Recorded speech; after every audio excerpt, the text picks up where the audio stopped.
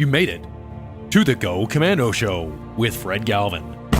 On our new mission, we contend with the naked truths of health, leadership, and overcoming adversity. Now it's time to Go Commando.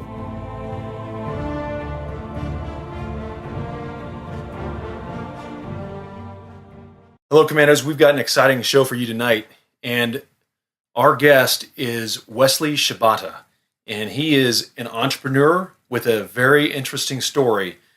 He currently lives in Yokohama, Japan, which is just outside of Tokyo, and his product is a ballistic full protection face mask. I'm going to let him describe some of not just his business and his product, but how he got there, some of the risks, some of the ups and downs, the obstacles, and how he hasn't just overcame them, but with his marketing strategy, it's a constant, every single day, moving to find interest and improve his product. So he's going to be talking to us a little bit about that. How are you doing, Wesley? Ben, thank you very much. Thank you for taking the time and the opportunity to be here, man. It's an honor to talk to you, and doing this show with you is definitely awesome. So well, my name is Wesley Shibata. I'm the founder, chief designer of DEVTAC, and just feel free to ask me questions, and we'll start from there, basically. Okay, perfect. We are very amazed at not just your product, but how you came upon this. And as we talked previously, Wesley does not have any specific military or law enforcement background, and it's sometimes for some of us who have traveled to, or in my case, lived over in Japan, they don't have a society with a lot of firearms that are allowed. So it's kind of interesting what led you to developing not just the face mask, but the business of DEVTAC. And can you explain a little bit about your family life, how you grew up, where you grew up, and what led you to developing your company? Okay. Well, I grew up in the Philippines. My father is Japanese American, my mom's from Philippines, and went to international school, brought up in a middle class family, and background is basically, I've been to art for a very long time. Since I was a kid, I like drawing, I like designing, and probably that's one of the reasons why I wanted to create something really cool. And then along the way, around after university, I came to Japan like around 2003. My goal was basically to run my own company, but I really didn't know what kind of company I wanted.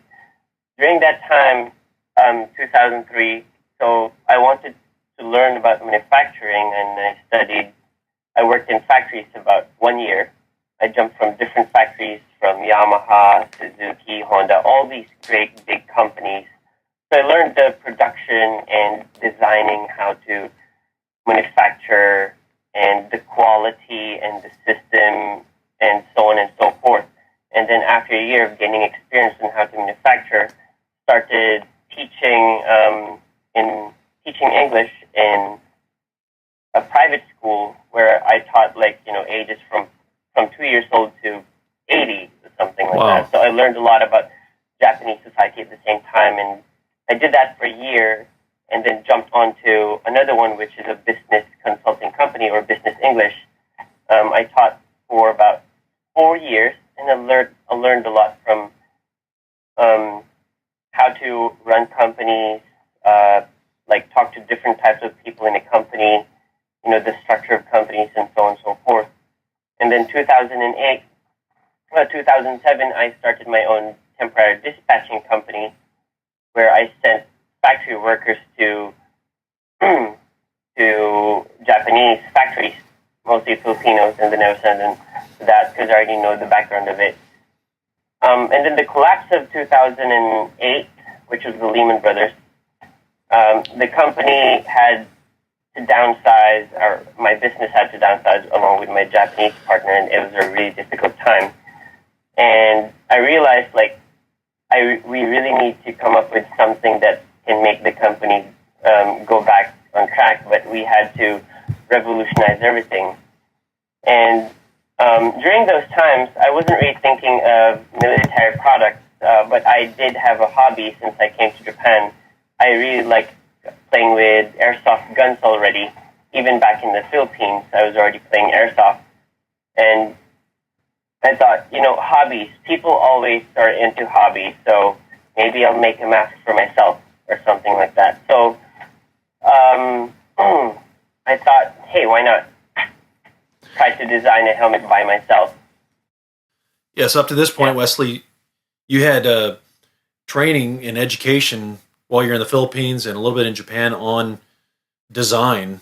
And then you mentioned when you were in Japan, you combined some of that creativity and design work with the manufacturing aspect.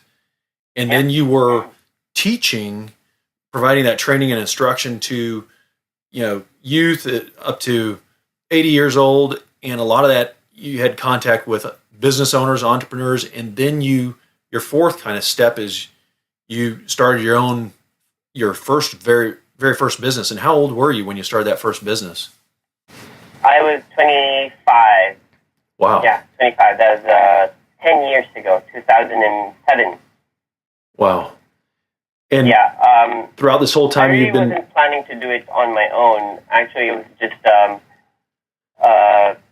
out of luck, because one of my bosses, when I was working in a factory, we had this really good connection. We became really good friends. 3 years later, he contacted me, or 2 years later, he contacted me. He's like, hey, Wesley, I want to run my own temporary dispatching company. I want you to be a partner. And I said, sure, why not? And I was very excited to jump into the opportunity, so we did that. And then it was just really bad timing. Yes, I see. And when did you start getting involved in airsoft? In airsoft, probably when I came to Japan, the first thing I bought was an airsoft gun and started playing airsoft, basically. Right. And for the listeners who may not be familiar with airsoft,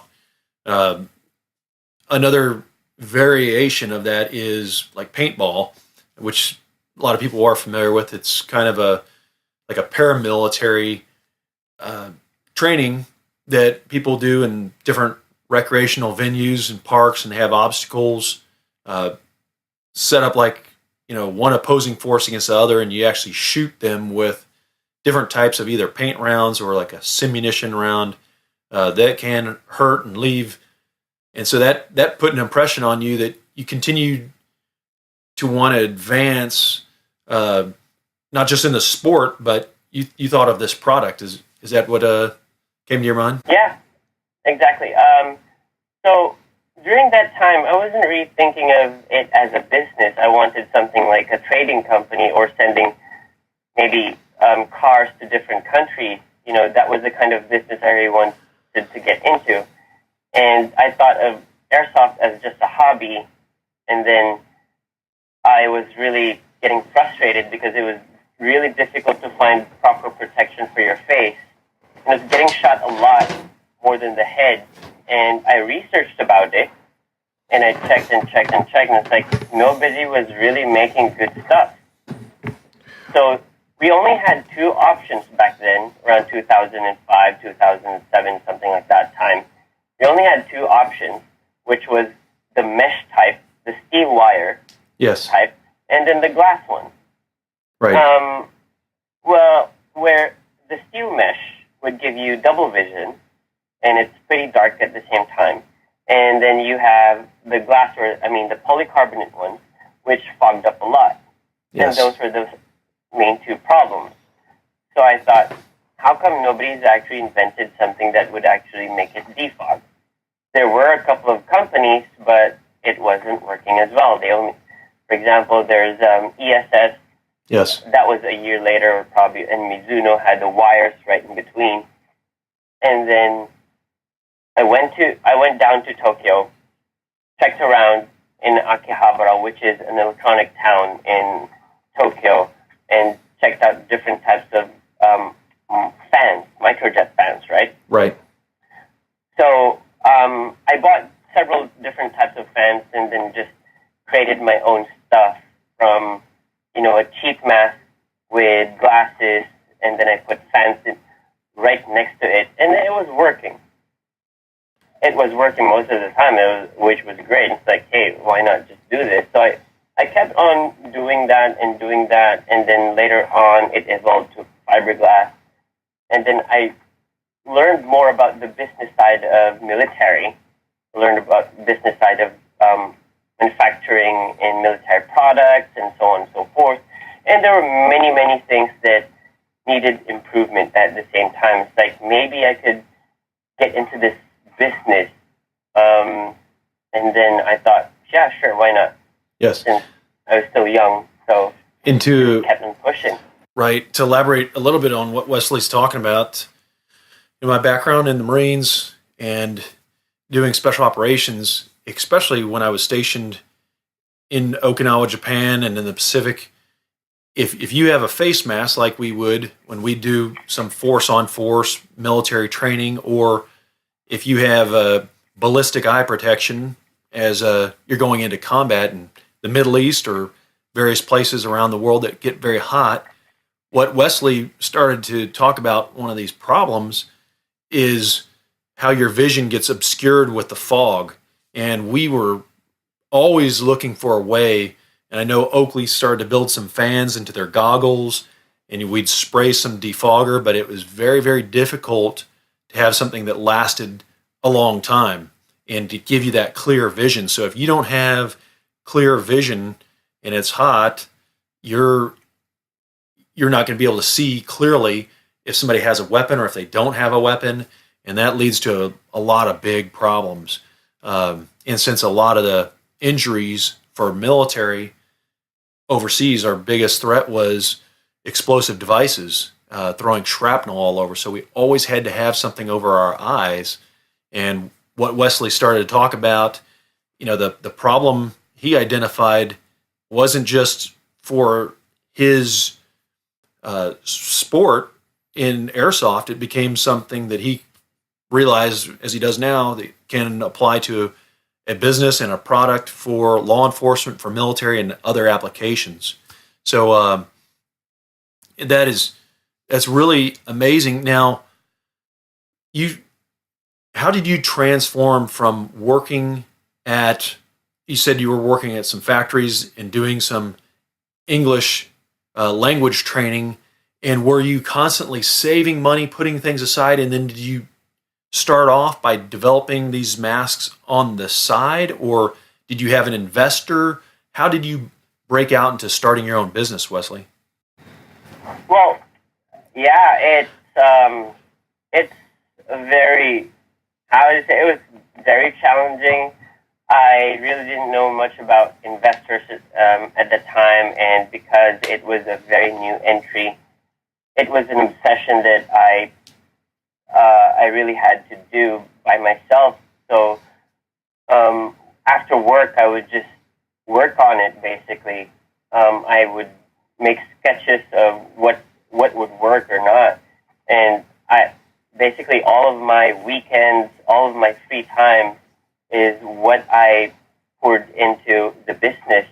I don't have any investors. Even up to now, there have been several investors. Even up to now, there are still a lot of investors very interested in the business. It's just really one-sided. So I'm still looking for those partners that would make the company grow to something more, how do you say, not just profitable, but really make a difference, basically. Yes. Helmets now has been around the current helmets now has been around for about 100 years, the same design. Right. It's just one piece shell that covers your head from the back of your brain eyebrow up, all the way back, and even your ears, and some doesn't even cover your ears. And I said, bullets don't really land from the sky. Right. It goes directly, parallel vision to vision, which, is directly to your face. So I wanted to create something like that. But a lot of these companies, I think, I'm not saying that, they're in for profit, but there's this book I read before, which which somehow gave me an idea and also made me aware that companies cannot really innovate. The book is Innovator's Dilemma. I forgot the name of the author, but Innovator's Dilemma. And I learned that companies have difficulty innovating because it's very risky for them. And also a lot of them have public offering at the same time, and they're in the stock exchange, so they have to meet expectations every year. Right, so shareholders. Trying to innovate something risky is very difficult for them to do. Yes. Which a lot of entrepreneurs startups start their business and get sold, but that's not really where I want to go. I just want to create a good product. Yes.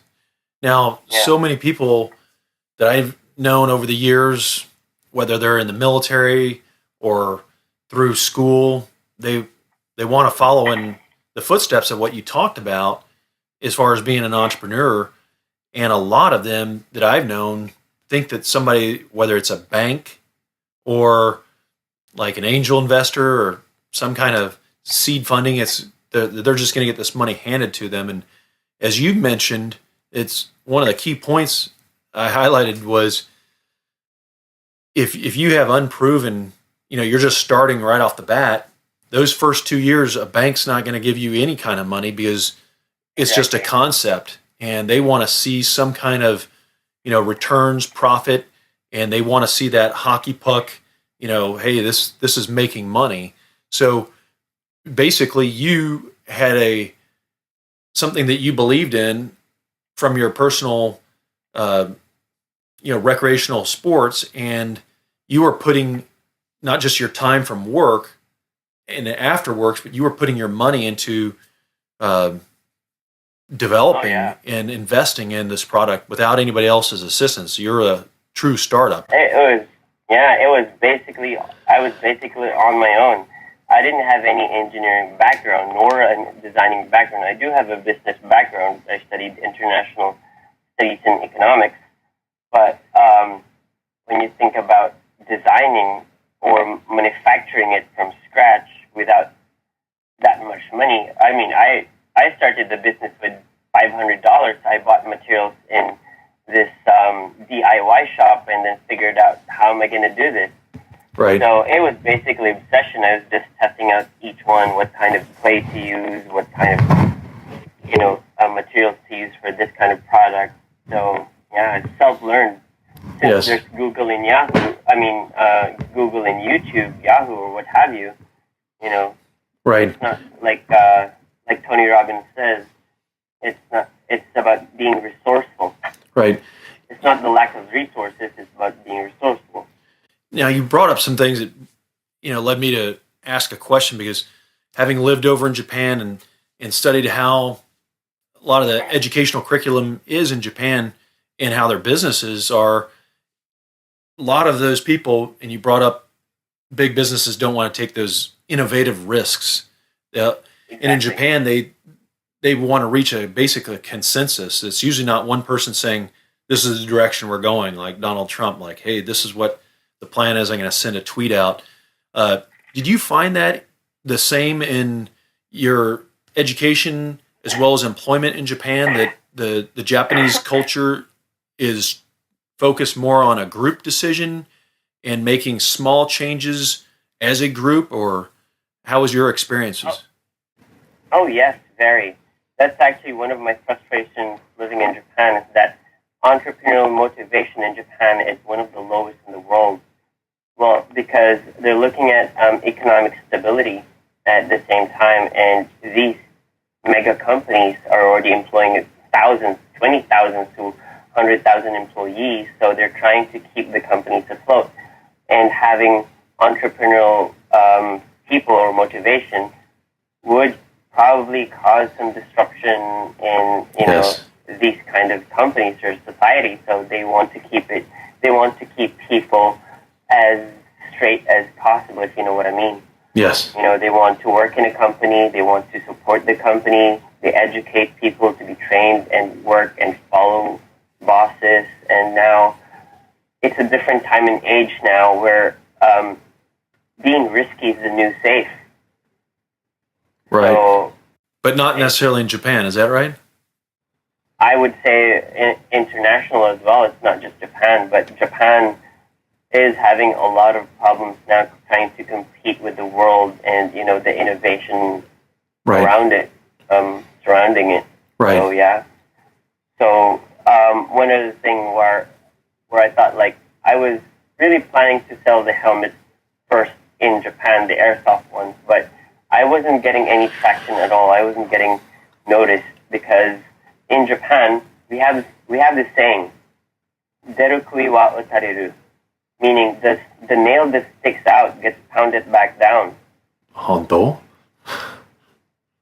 Yeah. Yes. So, they don't really like new products here. They don't really like you to stand out at the same time. So, because the law of diffusion and innovation in Japan, the market in Japan is late adapters. The only time people would buy your product is when everybody already has it. Right. Yes. So I needed another strategy. So I needed to make the helmets even much more beautiful, even much more, attractive, and a lot more innovation, a lot more stuff in it. So I targeted my target market was basically U.S. Right. So most of my patents now are in U.S. and still working on, other international patents as well. And then it worked.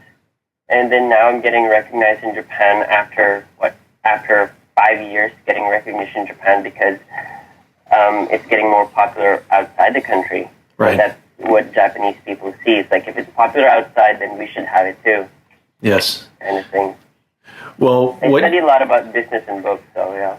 So you learned a lot about business from teaching business individuals language, and then you made your leap of faith. But I think what a lot of people may not understand and realize is, you've talked about, something that has occurred over 10 years from concept into where you're at right now. And a lot of people, not just people in Japan, but it's very difficult because, especially if they're married and have kids, they don't want to take a lot of risks to go out on a business on their own, and that it may take 5 or 10 years to realize, that, hey, I'm going to do something that nobody else is doing. Well, that's a great idea, but it's also risky and dangerous. So exactly. But you have been, your belief and your faith over this long a period of time is met with success because you kept coming and getting after it again and again. Oh yeah, there were plenty of times I would think okay, it's not going to work. I should give up now. But it's just one other way to see it. Okay, this didn't work. Maybe I should try another one. So that's basically how I thought of it. It's there will be challenges. Even up to now, there's even crazier challenges that I'm facing, and I have no idea how to get there. But my motivation and enthusiasm is somehow affecting a lot of people and kind of contagious at the same time. And a lot of people are, I'm so glad that a lot of people are very supportive, and they're providing a lot of information and just helping me out, which is great. And if it wasn't for them, I wouldn't be here. Right. Basically. So I think that's one of the biggest things I have now is just the motivation and the enthusiasm to move forward. Yes. Now, in the space that you compete against with others in the military helmet sector, how many do you know that start off as a startup, or how many were part of a larger conglomerations like Gentex and a helmet was one item of many? I mean, how many are doing what you are doing with, hey, this is something that I have my heart and soul in, and you've bootstrapped and created something from nothing. How many people are in your particular space and some of these military products, or a high-end, very advanced design military product that came from an individual like yourself? I'm not sure, but I've heard that OpsCore was actually the same. They started in the garage business, but others I'm not really sure. I'm not really fully aware of what others are doing because I've been just concentrating on mine.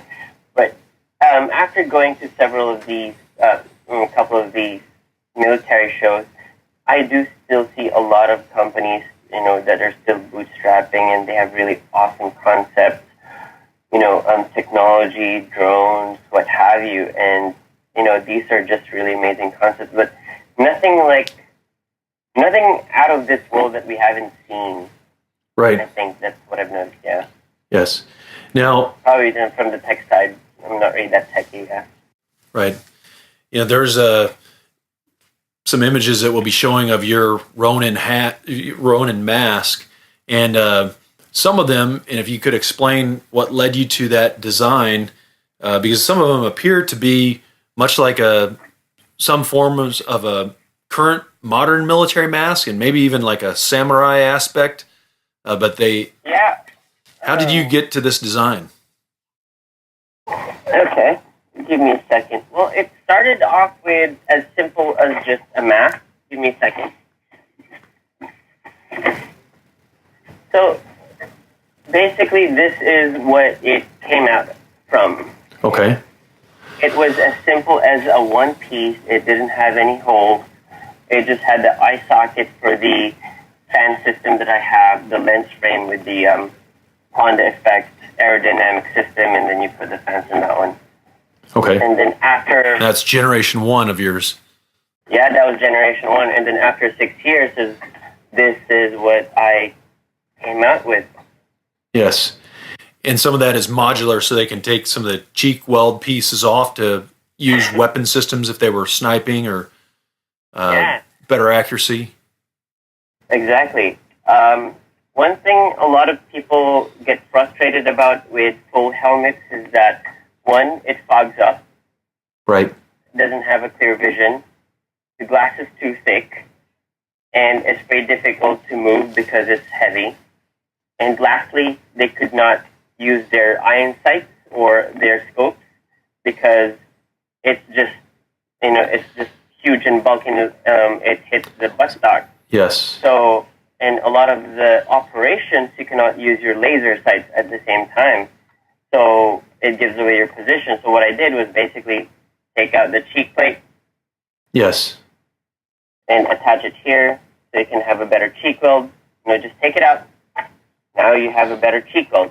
I wouldn't say it's a normal cheek weld, but it's totally much better than compared to any other helmet that has, those full ballistic pieces. This one, you can almost get a better cheek weld without really straining your neck.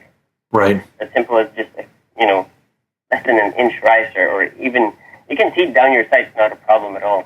Yes. I do have pictures which you're going to be showing here. Like a couple of guys from GIGN was really impressed by this feature where they can actually detach a cheek plate and have a better cheek weld and still have a very good protection. Cause yes.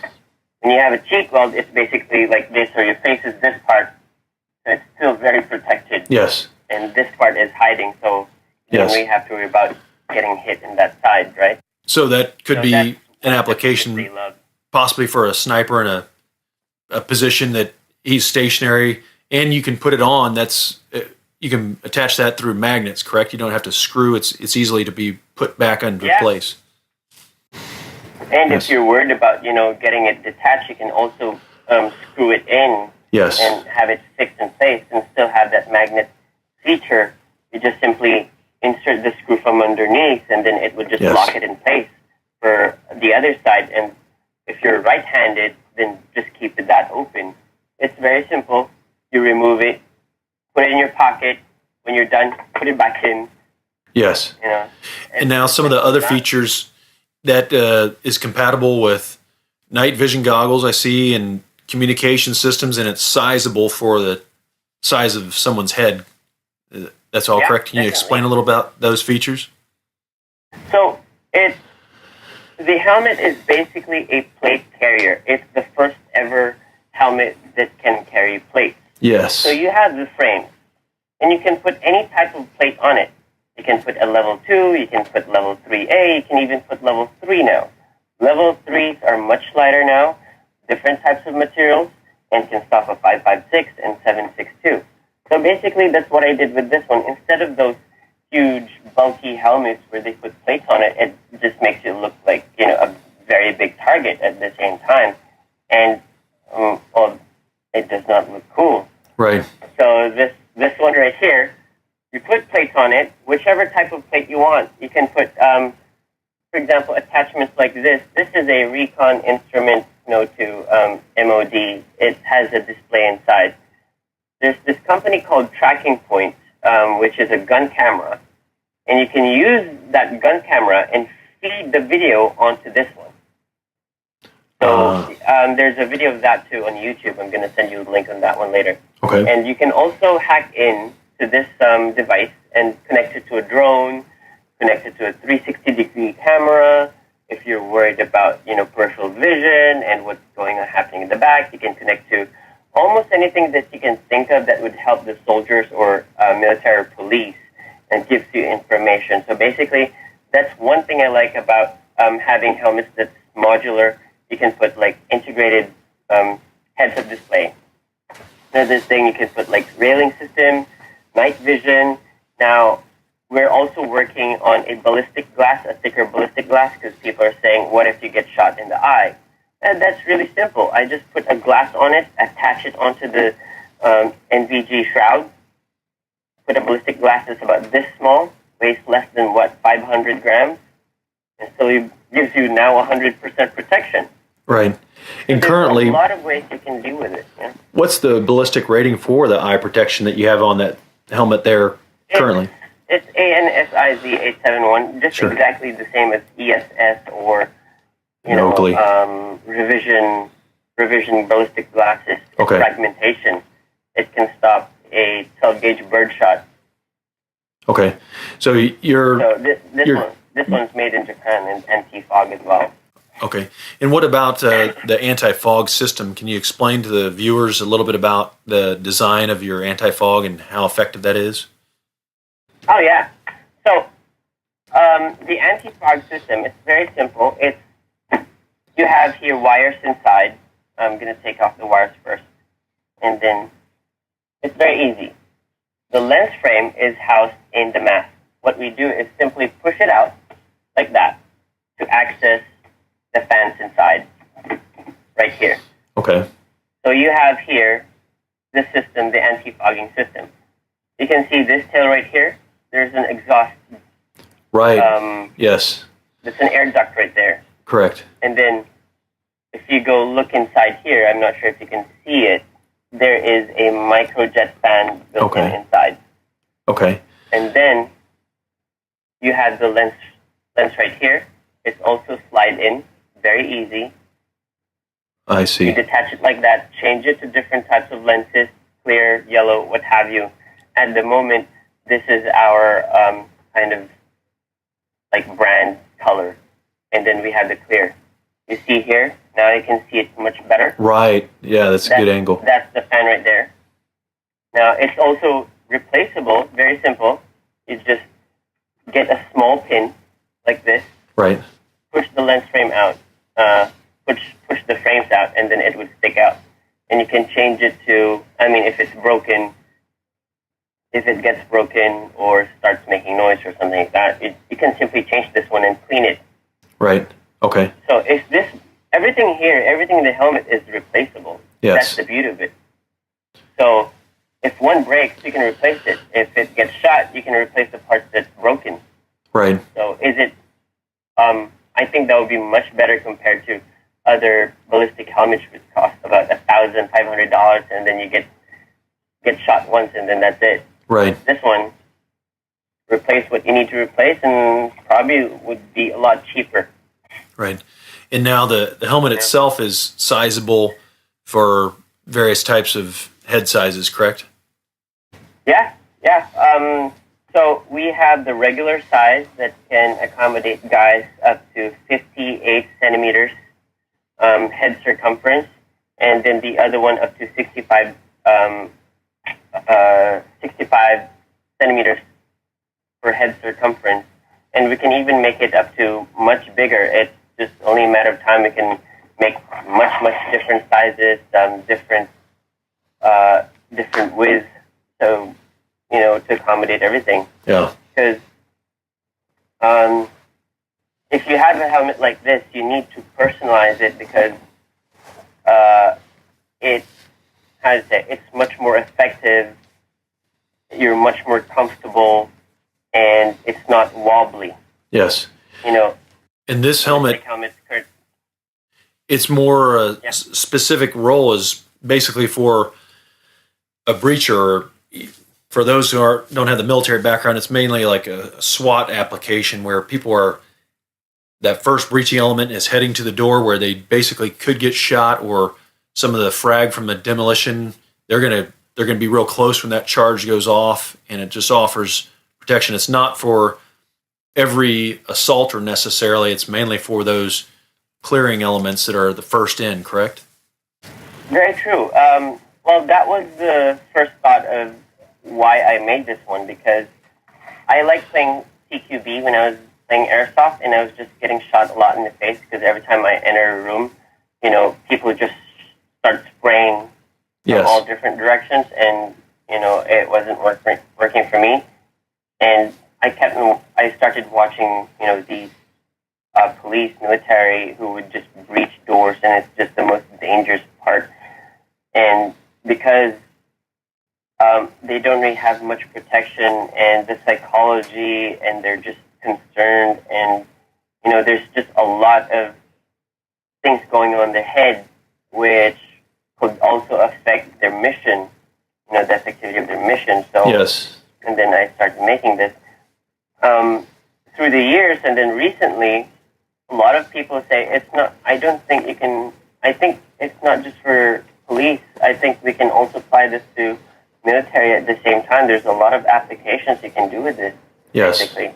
So now we're just pushing how far it can go.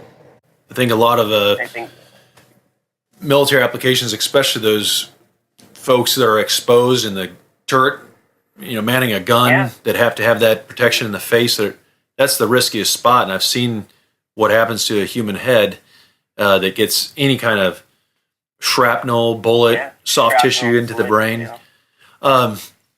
Exactly. There's one guy in SAS who's now in Afghanistan. Sent me these awesome pictures of him on a turret, on a gun turret. That was amazing. And that was one of the reasons why the helmet went viral in August, because he sent me this cool picture and I posted it.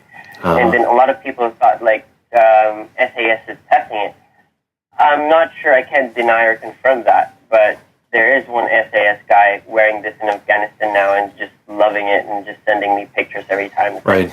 The helmet's great, even with the heat. It's very bearable. Yes. And, psychology-wise, at the same time, it gives him peace of mind. Yes. Now, some of the viewers and listeners that have an interest in what you're talking about and your background, you've mentioned a lot about the design, but if somebody is younger and they're in school and they want to follow in your footsteps, and they think I don't need to have any of these subjects like math, design, chemistry or anything, what's your honest opinion as far as, you've given very specifics, 68 centimeters. It, like a warrior knows the muzzle velocity of his particular round, and an aviator knows the performance of their aircraft. What guidance would you give to somebody that is young, in school, as far as math, chemistry, and design for your products? How important have those been for you? Well, I'm not really a specialist in this kind of situation, but from the books I've read, hundreds of books I've read, people I've listened to, entrepreneurs, famous people, it all comes down to stay in school, have a fallback, and if there's something that you really like doing, you have the skill set for. Passionate about, you can be passionate about it, but if you're really good at it, you're going to have passion from what you're good at, I think. So it's better to stay educated, learn a lot, study, never stop studying, read a lot of books, learn a lot from people who have succeeded in life, and just keep on going at it. If you really think that it's the end of the line, then find something else.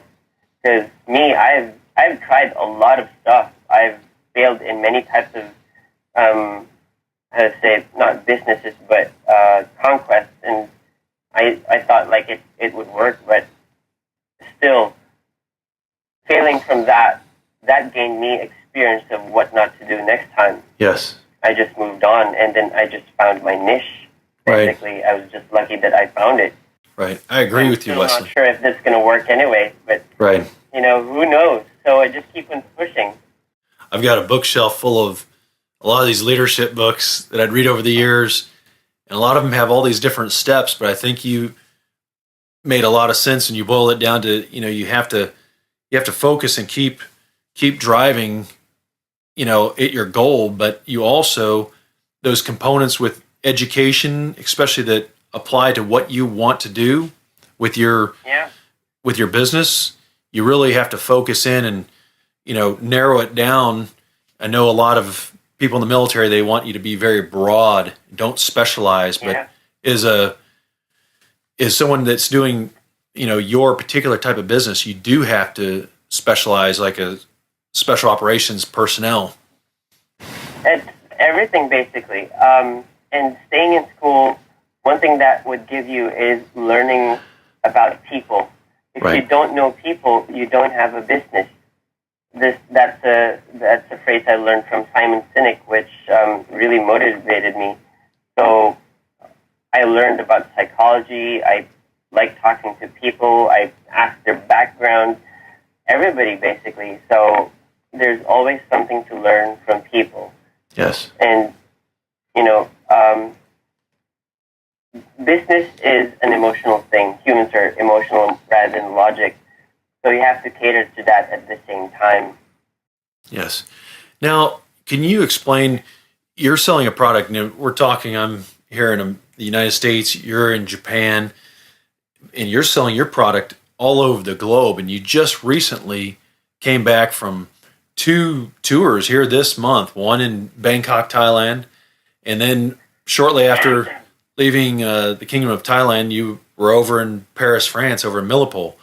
And, that's amazing on a couple different aspects for me. One, that, you're meeting people, it may be in defense and security and military, law enforcement aspect, but you're meeting people all over the world selling your product. And secondly, they're probably impressed because you don't have that employee mindset. I mean, you have designed, every single thing about your product, and you're constantly, like you've been describing, you're constantly learning about, this gentleman over, in this country or in Afghanistan, they like this, they want this refined, and you're constantly applying it. So how has some of these interactions been, how have you received them and how have they received you that you've been on these trips recently? It's been a mix of reactions, but mostly positive, where a lot of people start to question the current product. It's like, we don't really have any innovation for the past 100 years, basically. We have materials that have gone better and better, but it's the same helmet that we've been seeing. Right. And the same issues that's never been brought up. Or it was brought up, but nobody really actually tackled it and, pounded on it and worked on it. Yes. And they were very impressed that I did something about it, but there are still a lot of skeptics out there that says this and that. And it's like, well, if you compare it to the current helmet, there is something, Right. There are a lot of improvements in this. And they say, yeah, very true, very true. So there's still a lot of arguments, and I think I'm not to brag about it, but I think I'm winning the argument at the same time, because, which would you prefer? Stick to that? Then fine, I'm fine with that. At the end of the day, I'm just protecting more people, I think. Yes. You mentioned that, the bullets don't come down, vertically top to bottom, but originally when they designed the helmets in, just prior to World War I, that was one of the big threats, was the indirect fire, the shrapnel, and things coming down on you and protecting that part of the head. But now we're at actually a very close fight that's often, right in front of you in the blast, whether it's, from a shrapnel or ground, bullets, it's coming omnidirectional.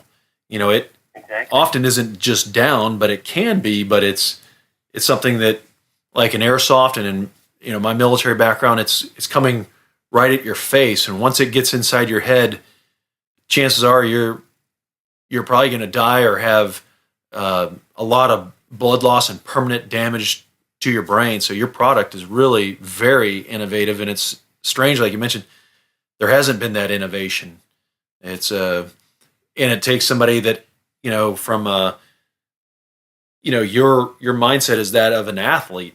You competed in airsoft, and you saw spending time. Hey, how do I get this thing with the lens? And then you developed it, from the eye around to enclose the entire face and protect the brain. Yeah, definitely. So that's how I just started everything, because the difference with airsoft and military or real life is that I came back alive and learned from it. Right. Yes. And I applied everything that statistically, it's a lot of people may argue that real life and airsoft isn't the same, but the actions are pretty much the same, because you're dealing with non-military people. You go houses that people have guns and they're not trained at all, so they just basically shoot from all different directions. It's basically the same thing. I do have some very small training for military, but it's just enthusiastic training for enthusiasts, and I've shot real guns, and I don't see any difference from airsoft. Right. Basically, I've talked to people. I've seen real Navy SEALs playing airsoft in military Marines, and sometimes I find it like some airsoft players are better than these guys. Right. In the field. So why not create something? I mean, it doesn't. A lot of people become skeptical when I say, what's your background? And I say airsoft. Yeah, it's strange to me, and it makes me think of the next question I had for you, which was, how we met. And how we met was basically through your marketing strategy. And I would like for you to talk a little bit about that, because, a lot of the stuff that I learned myself in graduate business school, to include marketing, that was about numbers, and it wasn't about actually how you're going to connect to these people that have an interest in your product. But can you explain how your concept is, to market your design and your product to globally? It's basically the same thing as, marketing 101, find your niche. Right. Find the people and that, who would find interest in your helmet. So I've started with social media, which is free. Create something that looks good. From this book, Contagious, by Jonah Berger, he said, if it's built to show, it's built to grow. So I banked on that, and then kept on pushing it to make it look good and nice, because I miss those times, or I'm longing for those times, and I want to see those times where samurais or medieval times where they have this really awesome armor. Yes. And, they create a name for themselves because they have this really elegant, beautiful, nicely built armor. And it's like, we don't have that nowadays. Right. And I wanted to just have that awesome feeling of, okay, what I'm doing is great. Right. Kind of thing. And marketing, another thing is that a lot of people now play a lot of computer games. Sure. And they want something futuristic, and, they've been seeing a lot of futuristic stuff and good stuff. So my target market is actually the younger generation. So a lot of people I've been talking to, the older generation, still doesn't think that it's going to work and stuff like that. But their time has passed, and the younger generation is asking for something new. Right. So I banked on that too. It's the time, basically the time and the people that you need to connect with. Social media is one of the biggest mediums now in marketing. Not really many people watch TV. Younger generations don't watch TV anymore, and that's a sad thing, but still, that's a good way for me to market it. I use LinkedIn, which has so much information. They give you the whole background of people, their connections, and you just keep on finding the right people, connect with them, talk to them. It's like doing door-to-door, but only, you're doing it in that main group. It's like having everybody in the same house. Yes. You just knock on one door and everybody's there. It's like this, how we're communicating right now and pushing it out over a YouTube channel and through audio on a podcast. That digital area is how so many people right now are connecting and learning information. And, hopefully, someday you can connect with somebody in Hollywood that can feature your product and really get it out. Oh yeah. In some kind of a film. Yeah. So there will be. There are. I've already been sending out a couple of helmets to these guys. I can't say who yet, but there will be in the future, which I'm very excited about. Technology now makes it a lot easier, and a lot of these huge companies are still living in the Stone Age. Yes. Yeah. Now, without giving anything that disclosing what you're not able to disclose, what are some of the countries right now that you've shipped your products out to for operational testing or employment around the world? I've sent to UAE. I've sent to US. Still sending to a lot in US, one of my main markets. Sending to Paris or France. Germany, there's one already in Germany. Switzerland, Indonesia, Thailand, where else? Jordan, Israel, Sweden, Austria, a lot actually. I can't name all of them, but I've sent to many countries already. And you have some, it's all just a matter of time. Yes. You have some folks down in Australia you've sent these to as well, right?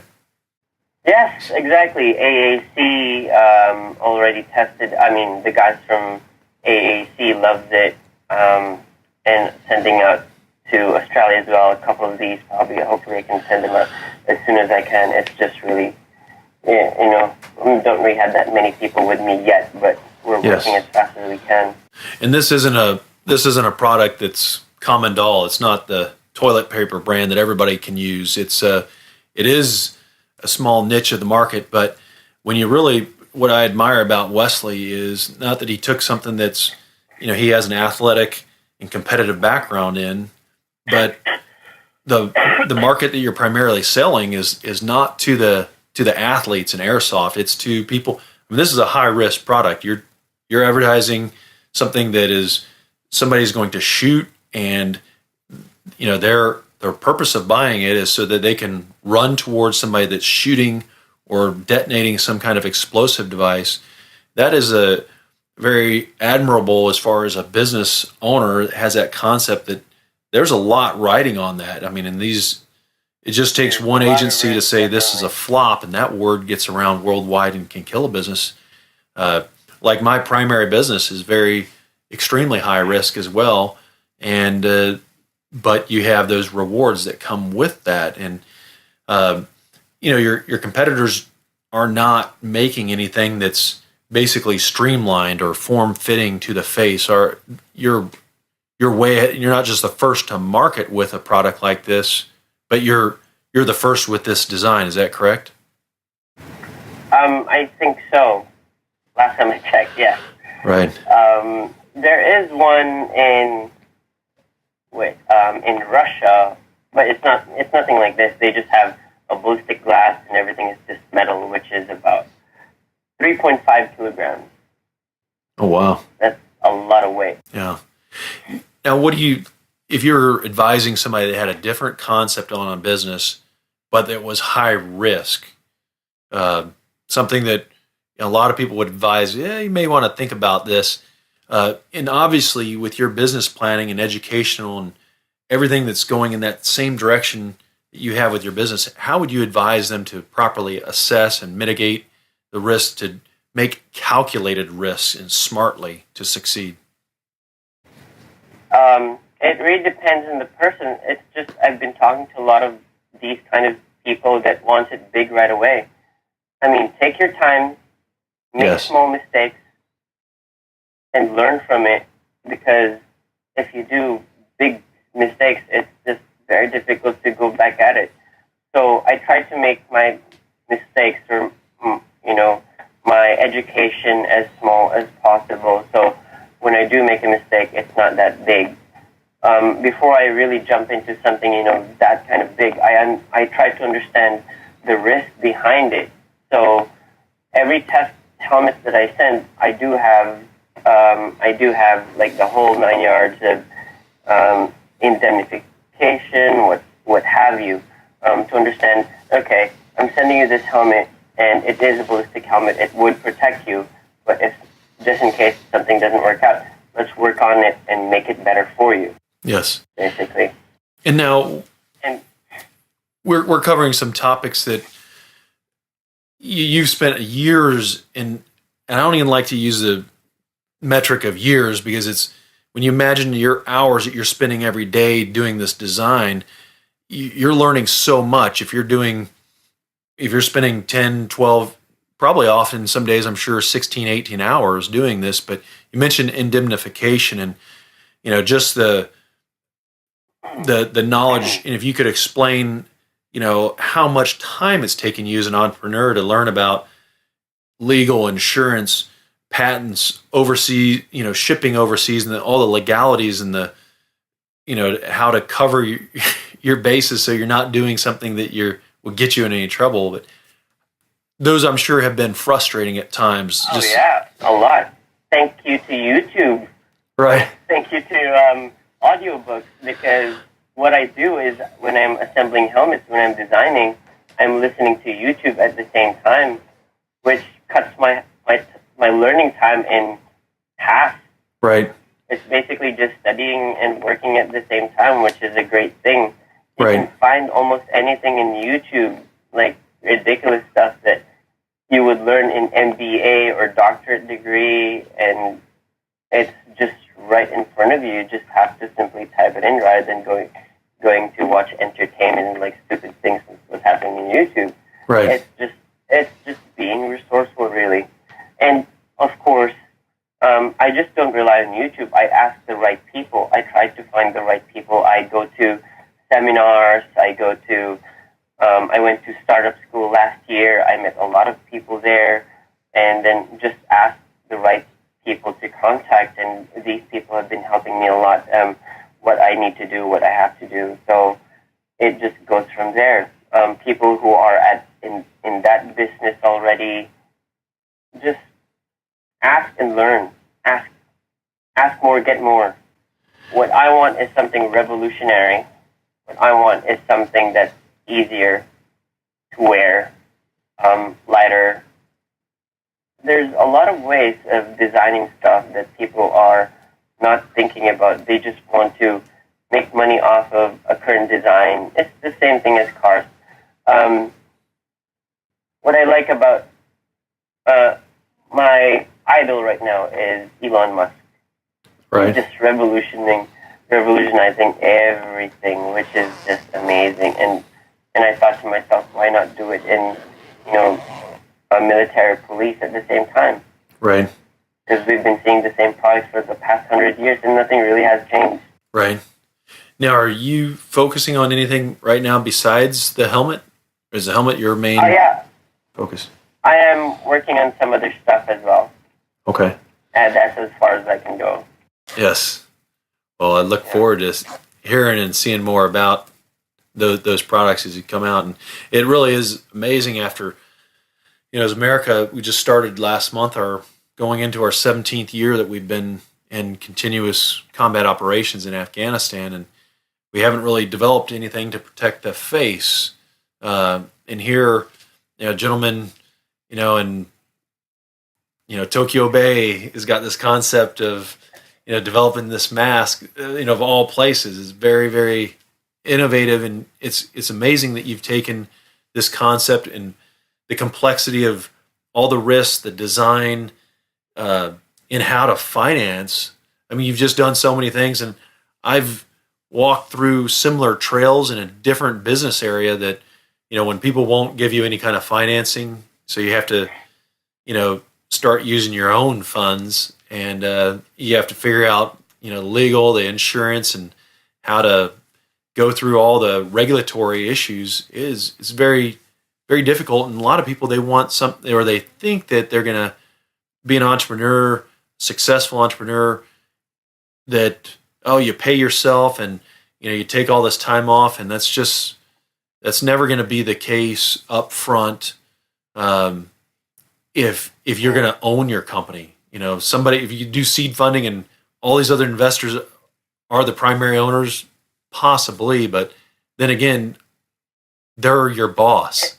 If a service member in the U.S. is killed, that's a tragic loss that affects the family, wife, kids, mom and dad, but also the government, has, nearly $500,000 liability that they literally, the insurance is going to pay, and you're solving a problem that just solved the issue with the wife, the children, the mom, the dad, the unit, and the cohesiveness that service member is a part of. That a lot of times people are in the military, they look at that bottom line, what's the cost per item, and they don't really understand that, look at how many people we have had killed, and look at how many have been from this type of an injury, and are there specific units or individuals that this can, really save us a lot of those costs.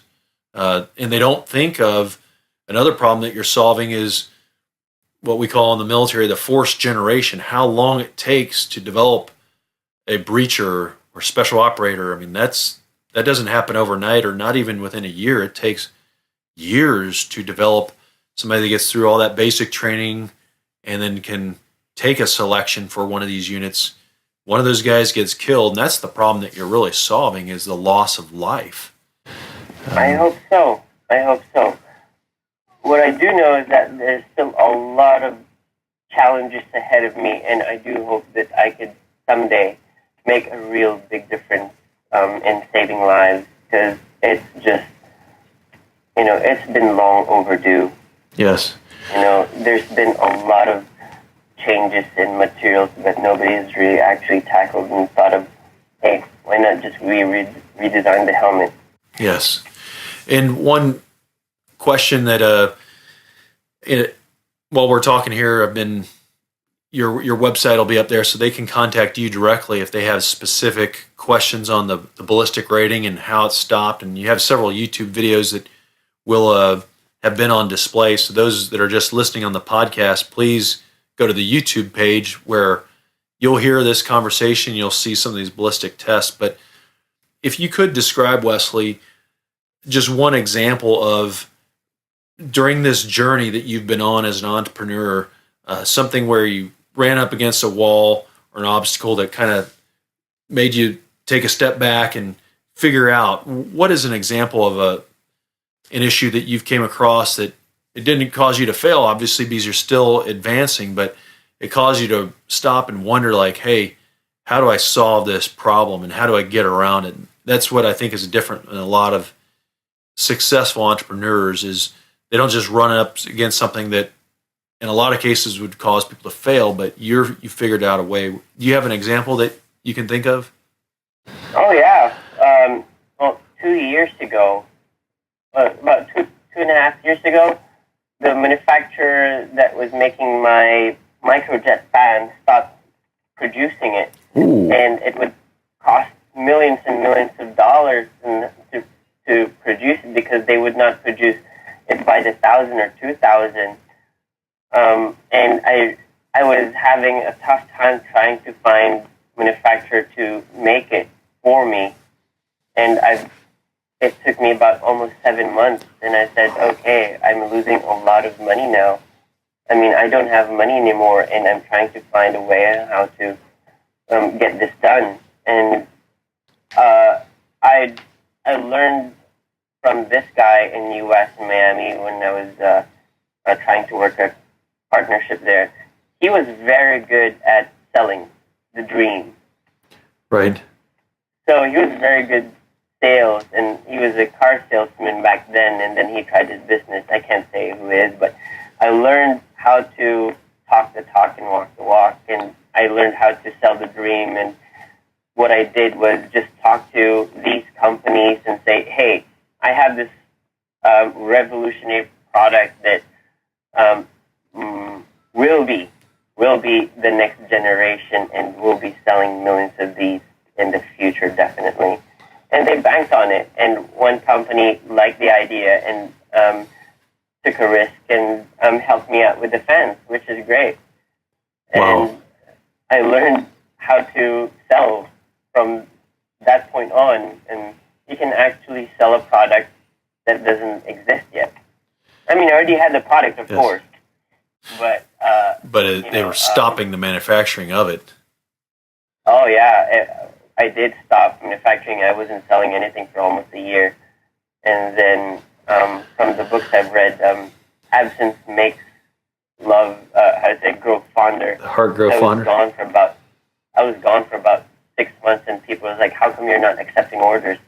And I'm saying I'm just revamping everything. And then I came out again in 2 years ago, and then people started buying again. It's like, okay, they really wanted it. Yes. So I think a lot of it is timing, and you need to learn skills that could actually make your business better.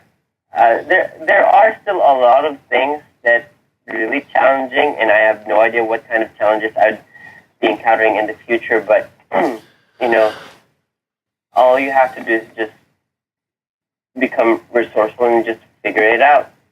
Right. Ask people. If you don't know, just ask people. There's nothing wrong with not knowing. Yes. I have no idea how to run a business. I still have no idea, but a lot of these people who are successful now, I'm sure they still don't know shit. Yeah. The interesting thing I find out from listening to you is, you have a successful business, you've been through a lot, but a lot of people that have all these leadership lessons that don't have a business, they want to talk to you about these X number of steps, these 5, 8, or 10 steps, and you'll be successful. And your thing is you're basically, completely focused on solving a problem. And you realize that in solving that one problem, there's going to be a lot of other complex issues along the way, whether it's a manufacturer that, won't provide the resource, and you're going to continue to, figure out some way to solve that problem. And it's very, it's your persistence, which a lot of entrepreneurs, they run up against something like you've had, and it kind of kills them, especially if, as you mentioned, you had a day job, you had, revenues that could keep you afloat. And a lot of people, if they don't have that, or if they have that and they have a dip in revenues for maybe a couple of quarters, and some investors pull out, then they're dead they're completely dead. And once you lose some investors, a lot of them will never come back. Yeah, that's one other thing about it. So going back to that, problem solving, yeah. Mark Cuban said, entrepreneurship is the ultimate sport. There's no taking break from it. No. So it's the same thing. Yes, you will have problems with investors and so on and so forth, and you'll just have to figure everything out. It's just problem solving after problem solving. And of course, you do need to have a plan. It doesn't have to be an exact plan or a concrete plan, but there is something that you are following. And those plans will not work out at the same time, but just go around it and still have that same direction where you're going to. I read a lot of books. There's this book I've been reading, Traction. It tells you how to keep your business afloat or make it into like a 10-star rated company, and there's just so many mediums out there that you can learn from. It's basically that's it. I still do get my free time. I still get to spend time with the people I love. I enjoy hanging out with people, talking to people, and I still get that.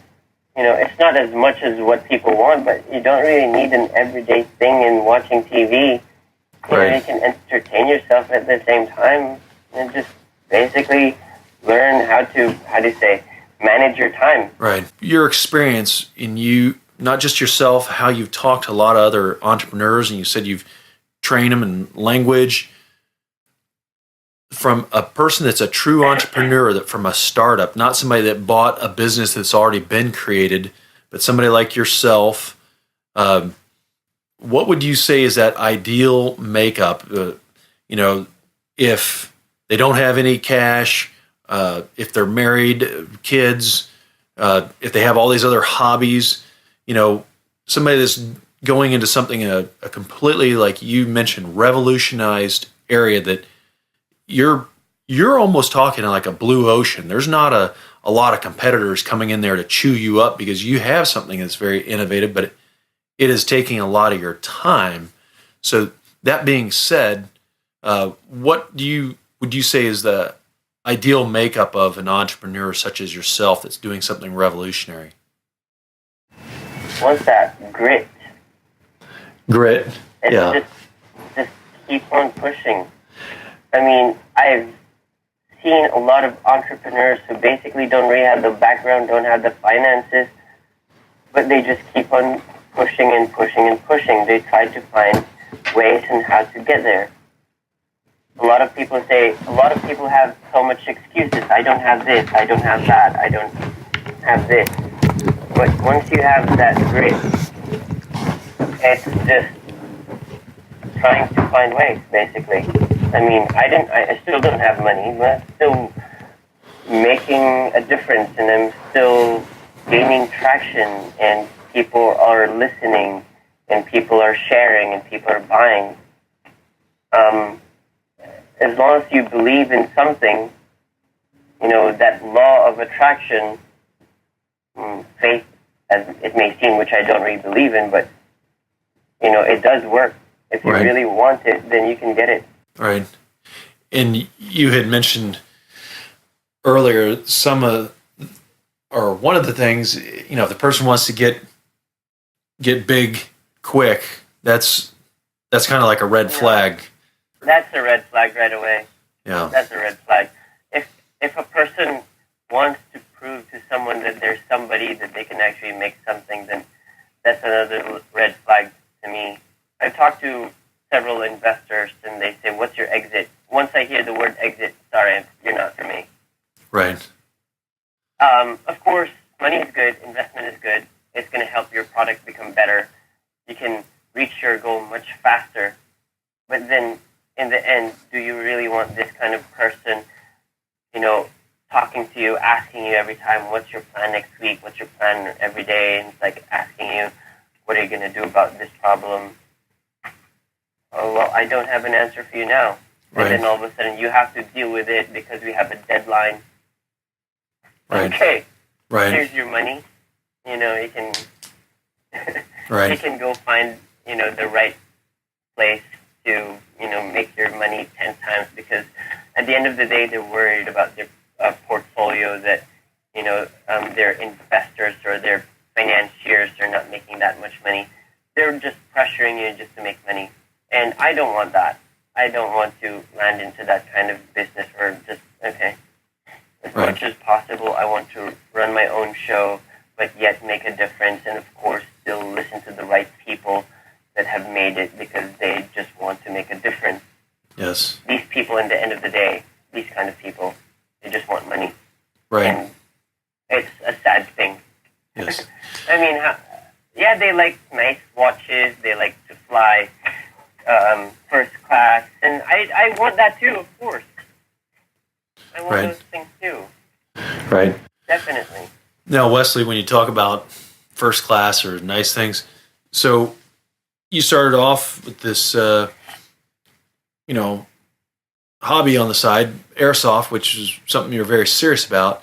Now, what do you do currently, both, for relaxation, to take your mind off of work, or is your mind constantly, some people, and I don't think it's a bad thing, but they are always, in one way or another, always focused on work. So what do you do to take your mind off of work, or is your mind always on work in one way or another? I do take my mind off work. It's just biology. You really need to take a rest. I spend time with people. I spend time with the people I love and care. Right. And that's basically it. Right. It's just being human. You spend time with people. Right. That's it. Enjoy their company. Be normal. Sometimes it does become irritable to some people because I still keep on talking about business, but I try to keep it as social and as normal as possible without really talking about business. And I do get to take a break from that. Yes. And that's basically it. Yeah. Socialize. Yeah. Make new friends. And spend time with people you love. In that regard, we're very, very the same. It's the outlet for myself is with family, friends, but they're always kind of, why are you talking about your business? Yeah. It usually turns back and relates to, the business because it's a part of your life. Yeah, it's a big part of your life. But then instead of me talking, I just ask questions, and then they just talk, and then I enjoy that. So, yeah, I try to keep it as social and as less business as possible. Right. Yeah. I mean, we're all humans, and we're still all going to die anyway. Yes. Now, you have traveled quite a bit with bringing your product on the road all around the world. What would you say is one or two of the most interesting places that you've traveled to, and why? I think all of the countries I've been to recently are really special, and they have their own unique culture and very interesting business way of business at the same time. I still think that Japan is one of the most unique countries in how to do business with, do business in. Beautiful places, beautiful people. I think everybody is just very different at the end of the day. Yes. Yeah. All are amazing. All places are amazing. They have this amazing culture. Next year, I hope to go to Germany, Iwa, go to Sofex, hopefully, but there's a lot of work I have to deal with at the moment and probably try to lessen it next year. But right. There's a big possibility I might be in Germany, in Jordan, and again in France, Eurosatory, Indonesia, definitely in November. Some guys are asking me to go to Colombia next week, and I can't do it right now. You're busy. It's like they're flying me. Yes. Yeah, there's like offering me, flying me, like buy me tickets and everything else. It's like that's really enticing, and I can't. Right. Because sets your rest of your business back. Business. Yes. Well, thank you very much, and we're going to sign off, and I will have your website up there, and they can contact you directly through your website, correct, Wesley? Yeah, the website doesn't have that much information because we'd like to contact people directly, and we'd like to know, them personally. So it's much better just to email us, and we'll send a confirmation or just reply right away as soon as we can. What's the best email for anybody to reach you? They can check the website. It's info@devtacdesigns.com. Okay. And I'll put that up on the show. Yeah. So. Yeah, or they can contact me directly as well. It's wesley@devtac.jp. And I'll try to reply as soon as I can. To all my fellow grunts out there who in your youth felt it was your duty to protect us, I salute you. And thanks to the listeners of the Go Commando Show who labor on the farm, who are sweating on the construction site, putting forth your very best at the office, you are making a difference. Support the Go Commando Show in our pursuit of bringing you the highest quality professionals. Infiltrate the website at gocommandoshow.com, where you can view all of the podcasts and arm your team with incredible deals on health supplements, commando clothing, and equipment. Every time that you get a good deal, it supports the show. What deals? When you purchase anything from the website, Amazon, healthcare supplements, you're covering our six. And to the ladies on the team, when you outfit yourself in the super sexy threads from Naked Zebra, and yes, I'm talking about in a fuego, you are firing the sniper shot for our commandos. How else can you support? It's simple. You smash the follow and subscribe buttons on our social media. That is how you support us bringing great guests to talk about serious subjects, not the mainstream media's fake news. So thank you, and until our next show, stay in the attack and go Commando.